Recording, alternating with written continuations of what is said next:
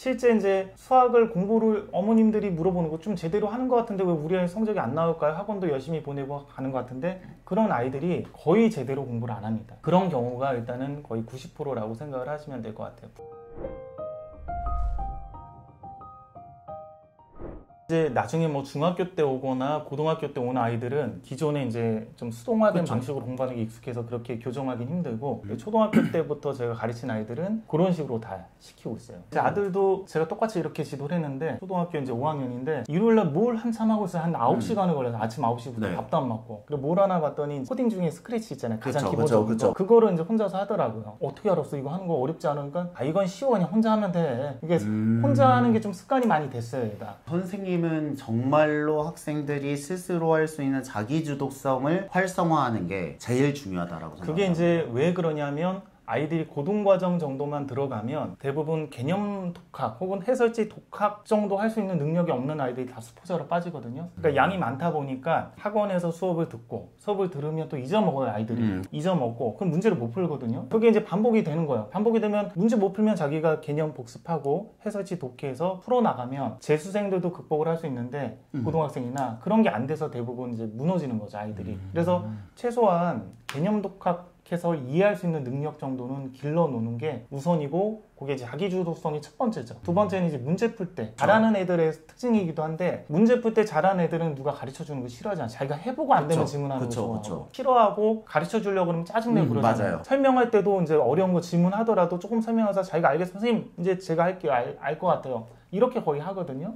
그래서 이게 잘하는 애들의 이제 특징이기도 해요. 자기주도성이. 그렇게 해서 자기주도성을 어차피 앞에서 길러놓지 않으면 뒤에 고등과정 가면 어차피 선생님 다 알려줄 수 없는데 그 과정을 자기가 해야 될 때 어차피 무너진다 이거죠. 예, 보통 이제 잘하는 애들도 이제 이런 자기주도성을 안 기르면서도 좀 잘하는 애들도 있긴 한데 제가 볼 때는 거의 3등급에서 정체가 돼요. 그런 아이들이 고등학교 가면. 왜냐하면 수학 문제 풀 때도 자기주도성이 있어야지 어려운 문제를 해결하는 연습이 되고 그래야 문제 해결 능력이 늘어나서 계속 어려운 문제를 풀 수 있는데 잘하는 애들 중에서도 그런 게 없는 아이들은 보통 질문을 하거나 해설을 읽거나 해서 넘어가거든요. 그러면 고등학교 때도 항상 그렇게밖에 공부를 못하기 때문에 양은 많이 풀어도 처음 보는 문제는 영원히 못 풀게 돼요. 낯선 문제, 처음 보는 문제, 어려운 문제, 자기가 다뤄보지 않은 문제들은. 항상 드리는 말씀인데요. 이 말씀은 그냥 우리가 뻔하게 하려고 하는 말이 아니라 고려대 수학과를 졸업하시고 24년 동안 학생을 가르쳐 보니 결국은 자기가 할 수 있는 자기주도성이 없으면 답이 없더라 라는 돌고 돌아 이제 정론으로 돌아가는 과정이라고 생각합니다. 그러니까 제가 깜짝 놀란 게 대치동에서 가끔 영상을 보면 그 백지 개념 테스트 강조를 했잖아요. 네. 근데 저는 한 20년을 고등학생을 가르치면서 얘네들이 왜 안 될까 봤더니 수학이 너무 이해하는 과목이다라는 것만 강조돼서 맞아요. 얘네들이 개념을 배웠으면 암기를 해야 되고 원리를 정확하게 알았는지 자기가 점검을 해야 되는데 그런 부분이 안 되니까 얘네가 수학이 안 되는구나라는 걸 한 20년 가르치니까 이제 알게 된 거예요. 그렇죠. 이것만 돼도 얘네 되겠다. 근데 이제 대치동 캐슬 선생님 이렇게 젊으신데도 아니 이거를 이분은 어떻게 하셨지? 제가 나중에 개인적으로 궁금해서 뇌과학 책들을 많이 공부를 했거든요. 뇌과학 책도 공부하니까 거기에 나와 있는 게 제가 학생들을 그냥 오랫동안 가르치면서 느꼈던 거랑 똑같은 내용이 뇌과학에 있더라고요. 그래서 제가 선생님 들을 때 사고력을 중시 여긴다고 들었는데 이게 이해가 되네요.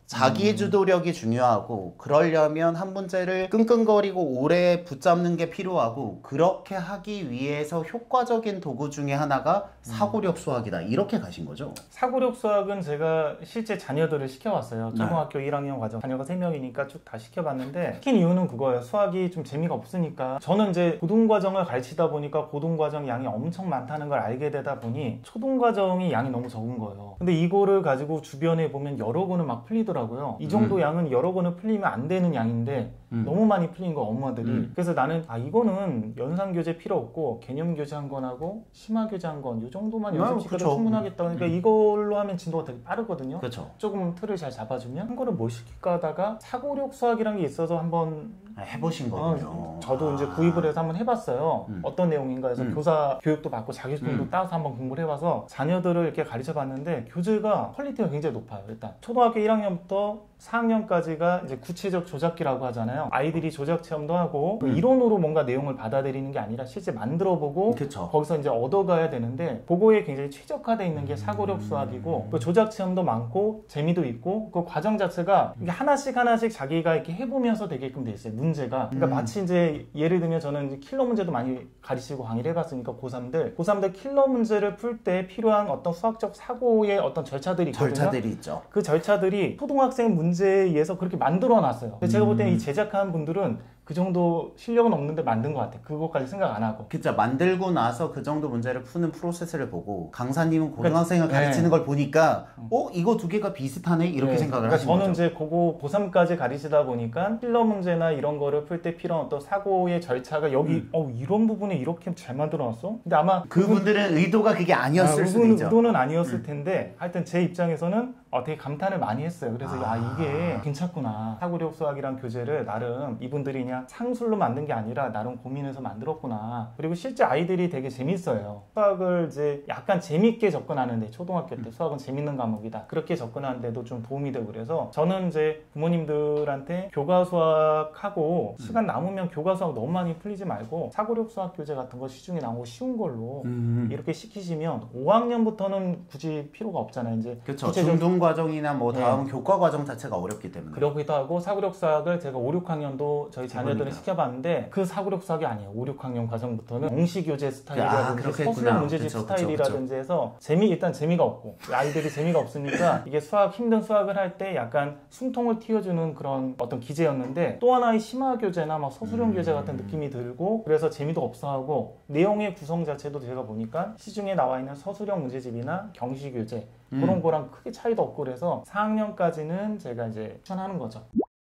이게 구체적으로 이렇게 아이들이 조작 체험하고 그런 것들을 연습을 하다 보면 도형 문제 같은 거 어머님도 많이 얘기하잖아요. 그쵸. 도형 너무 두려워하고 못한다고. 근데 사고력 수학에서는 그걸 다 만들고 이렇게 하는 연습들이 되다 보니까 도형 문제 같은 경우도 굉장히 두려워하지 않고 잘 풀어요. 교과에 있는 것들도. 그래서 그런 측면에서 좀 제가 이제 하시면 좋다. 그래서 시간이 없는데 하라는 게 아니라 뭐 문제집 여러 권 풀리면 그중에 한 권 사고력을 너를 하나 빼고 두 권 정도만 풀려도 된다. 요약하면 사고력을 추천하신 이유가 두 개인데 첫 번째는 학생들에게 수학을 좀 더 친밀하게 다가갈 수 있고 둘째는 그 사고력 문제를 푸는 프로세스가 고3 킬러 문제를 푸는 프로세스와 비슷하기 때문에 장기적으로 도움이 됩니다. 그렇죠. 그러면 이번에 수학 동화를 새로운 책을 내셨잖아요. 그 수상한 수학 과목 아이들. 이게 수학 동화를 내신 게 저는 좀 놀라긴 했거든요. 그러면 이것도 말씀하신 수학 흥미를 가지기 위한 활동의 연장선이라고 봐도 될까요? 그런 거의 연장선이라고 봐도 되고 첫 번째는 이제 제가 공부법 관련한 책만 많이 쓰다 보니까 그렇죠. 원래 글 쓰는 거는 좋아했는데 너무 재미가 없었어요. 그래서 일단은 재밌겠다라는 생각이 들었고 두 번째는 이제 거기다 수학을 좀 집어넣는다라고 그렇죠. 나와서 수학을 어떻게 집어넣을까 해서 제가 고민한 거는 이거를 아이들이 읽으면서 제 공부법 책들은 부모님들이 읽잖아요. 부모님용이죠. 그래서 아이들이 이걸 읽으면서 수학 공부하는 방법도 알고 재밌는 문제들도 좀 풀고 좀 원리에 맞춰서 공부하는 게 뭔지도 알고 다양한 걸 집어넣으면 일석이조가 되겠다. 아이들이 수학 공부처가 안 읽는데 이걸 보면서 수학 공부는 이렇게 하는구나. 수학 문제 풀 때는 이런 식으로 풀어야 되는구나. 이런 것도 알게끔 할 수 있겠다라는 생각까지 든 거죠. 그러면 이 책을 통해서 학생과 학부모님들이 어떤 감정이나 어떤 거에 도움을 받기를 바라세요? 일단 뭐 학부모님들 대상으로 한 책은 아니라서 그쵸. 이제 학생들 같은 경우는 이거를 좀 읽으면서 이제 수학이 엄마 이거 좀 수학 재밌네? 엄마 이거 수학 약간 재밌는 과목 같아 막 이런 얘기를 하나 만들어줬으면 좋을 것 같고 그리고 제가 거기에 사고력 수학 문제도 많이 집어넣었어요. 왜냐면 제 자녀들을 가르치면서 재미있었던 문제들이 너무 많아가지고 재미있었던 문제들 같은 경우를 좀 집어넣는데 그렇게 하면서 이게 수학 문제 푸는 게 좀 재밌다. 이거 재밌네? 좀 딱딱하고 뭐 재미없는 게 아니라 재밌다라는 것들도 좀 느끼게끔 하고 싶고 그 다음에 이제 욕심을 많이 부려서 공부법도 약간 집어넣었거든요. 이게 대화하는 장면으로 해서 네. 그래서 수학 공부 이렇게 하는 거구나 해서 좀 종합적인 아이들한테 좋은 방향 수학 공부에 대한 그런 것들을 좀 넣어줬으면 좋겠다라는 것도 있고 교과도 좀 넣었어요.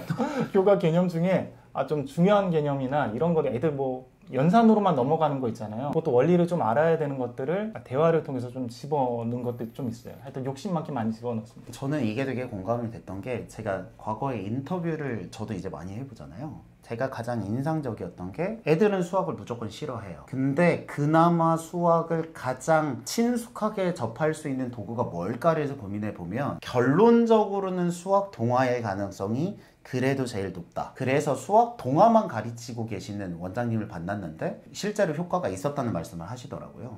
그래서 실은 이 제안을 들었을 때 이게 고민하면 극으로 통하듯이 학생들에게 수학이라는 과목을 접하게 하는 거 물론 싫어요. 어쩔 수 없어요. 싫습니다. 하지만 그래도 흥미를 붙일 수 있는 수단이 있다면 저는 수학 동화가 가장 확률이 높지 않을까라는 생각을 해보게 되었습니다. 그리고 좀 약간 안타까운 거는 수학 제가 전공자로서 좀 봤을 때는 수학이 상당히 이제 매력적인 학문이에요. 이런 수학의 어떤 매력이나 수학의 방법이나 혹은 본질들을 모르고 아이들이 문제풀이, 연산, 복습, 오답 이게 다 시험 잘 보기 위해서 하는 네, 거거든요. 맞아요. 시험을 지필고사 잘 보려면 이렇게 할 수밖에 없어서 근데 이게 되게 재미없는 행위예요. 아이들이 이제 수학이 재미없다라고 느끼는 이유는 수학 문제가 아니라 현실, 수학 시험 그쵸. 때문이다. 맞아요. 그래서 너희들이 알고 있는 수학은 진짜 수학이 아니다. 그런 것도 좀 전달해주고 싶었어요. 그럼 마지막으로 수학에 대해서 고민하고 계시는 학생과 학부모님에게 드리고 싶은 말씀이 있을까요? 좀 약간 현실적인 얘기를 좀 드리면 이상적인 것만 많이 얘기했으니까 제가 아이들을 오랫동안 학원에서 가르쳐 봤더니 네. 결론적으로 얘기를 하면 왜 아이들이 수학을 못할까? 왜 중고생들 수학을 못할까? 그러면 재생들이 항상 하는 말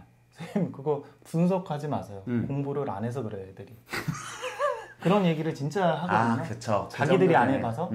그래서 제가 학생들을 되게 많이 관찰을 했어요. 그 이후에 많이 관찰을 해보면서 이제 뭐 예를 들면 이만큼 공부했는데 성적이 안 나오거나 뭔가 문제가 있는 것 같은 거, 잘 푸는 것 같은데 부모님이 그런 아이들도 많이 관찰했는데 거의 90%가 숙제를 베꼈어요. 아니면 나머지 10%는 찍어서 풀든가. 실제 이제 수학을 공부를 어머님들이 물어보는 거 좀 제대로 하는 것 같은데 왜 우리 아이 성적이 안 나올까요? 학원도 열심히 보내고 가는 것 같은데 그런 아이들이 거의 제대로 공부를 안 합니다. 그런 경우가 일단은 거의 90%라고 생각을 하시면 될 것 같아요. 부모님들하고 얘기하면 우리 아이는 절대로 숙제 베끼거나 그런 아이가 아니다 라고 신뢰를 하거든요.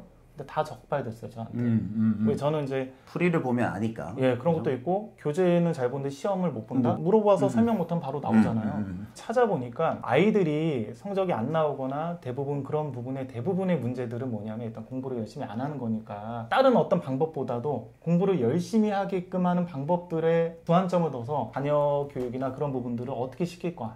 그거를 생각을 하는 게 중요할 것 같아요. 전략은 두 번째고 생각보다 그 단계에 이를 만한 절대적인 노력과 양이 안 받쳐준 경우가 맞아요. 90%니 그 부분을 먼저 채우고 나서 전략을 고민하셔도 그렇죠. 충분하다. 뭐 간단하게 얘기해서 뭐 블랙랍에 1분까지 풀어도 시험 점수 안 나온 애들 있잖아요. 네. 근데 센성만 풀어도 100점 맞는 애들이 있거든요. 네. 공부를 제대로 안 해서 그런 거예요. 걔네들이. 그쵸. 베껴서 했든 그냥 찍어서 했든. 제대로 안 해서 그런 경우가 많기 때문에 생각보다는 자녀 수학 교육의 문제점 그런 게 되게 단순하다. 개념 제대로 이해 못하고 암기 안 하고 그런 부분 그리고 열심히 안 하는 거 기본에서부터 항상 다져나가라. 너무 다른 거 찾지 말고 기본에서부터 아주 단순한 것부터 얘가 안 돼서 안 되는 것이다. 이런 부분을 좀 생각하는 게 좋을 것 같아요. 이게 여러분들이 정말 우리가 뻔한 얘기를 한다고 생각하지만 진짜 많이 가르쳐 보면요 이렇게밖에 안 나옵니다. 오늘 이렇게 나와주셔서 감사하고요. 다음에 또 좋은 영상으로 찾아뵙겠습니다. 여러분들의 교육을 응원합니다. 저는 대치동 캐슬이었습니다. 감사합니다. 감사합니다. 나와주셔서 감사합니다.